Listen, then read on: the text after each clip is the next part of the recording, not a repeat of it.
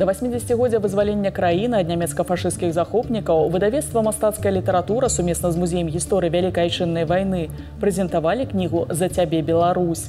Выданне ў храналагічным парадку расказвае пра асноўныя падзеі Вялікай Айчыннай вайны на тэрыторыі Беларусі. Дакументальны тэкст дапоўнены дзённікавымі запісамі і вершамі знакамітых аўтараў Беларусі, што перажылі гады вайны. Як нарадзілася назва кнігі, унікальнасць яе канцэпцыі, а таксама ці плануецца працяг у наступнай размове. Віктор Анатольевич, вітаем вас. Добрый день. Кнігу «За цябе, Беларусь» вы называеце падручнікам па Вялікай Айчыннай. Наколькі адпавядае гэтаму яе змест і падзеі, якія ў ёй выкладзены?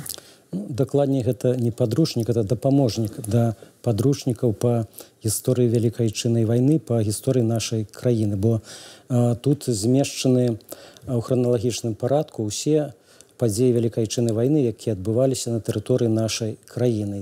Кніга атрымалася змястоўнай і патрэбнай для кожнага пакалення. Храналогія падзей Вялікай Айчыннай вайны – гэта ўжо звыклы фармат, але што робіць канцэпцыю выдання унікальным? Я, як укладальнік, пастараўся да гэтых дат яшчэ дадаць запісы нашых пісьменнікаў, якія удзельнічалі ў вайне, а іх удзельнічала больш 250 чалавек.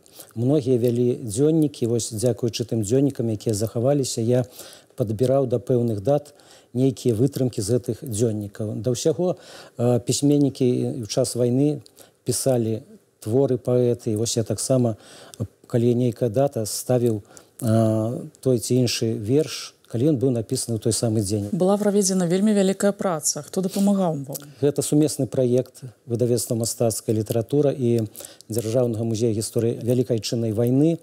Дзякуючы ім тут ілюстрацыі, фотаматэрыялы, дакументы. Словы «За цябе, Беларусь» гучаць як дэвіз. Як нарадзілася назва выдання? Гэты дэвіз «За цябе, Беларусь», ён на сённяшні дзень сугучны тым дэвізам, якія ў нас сёння выкарыстоўваюцца, якія нас натхняюць на працу, на своеасаблівы подзвіг такі грамадзянскі. А ці толькі ўспаміны аўтараў пакладзены ў аснову гэтай кнігі?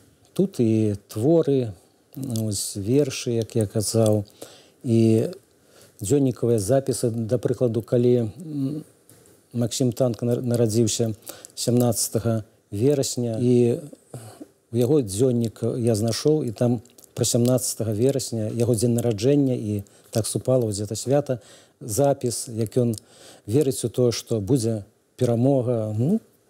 Просто кожны дзень, нават з першых дзён вайны, беларусы і ўсе, хто тут жыў, верылі, што мы пераможам. Зараз вы рыхтуеце працяг кнігі «Героі мастацкіх твораў» пра герояў вайны, што натхнялі нашых пісьменнікаў. Мы з дырэктарам выдавецтва «Мастацкая літаратура» Алесем Бадаком падумалі і вырашылі прадставіць герояў Савецкага Саюза, якія сталі героямі літаратурных твораў. Я падабраў, па-мойму, ужо больш 20, і пра некаторых вельмі шмат напісана. Калі пра Веру Харужую, дык шмат твораў. І, дарэчы, хочу сказаць, пісьменніца Вера Верба захаплялася Верай Харужай. Яна ў сваіх вершах пісала пра яе, што я іду за табой. Кніжка будзе цікавая і нечаканая. Можна ў школах праводзіць вечарыны памяці герояў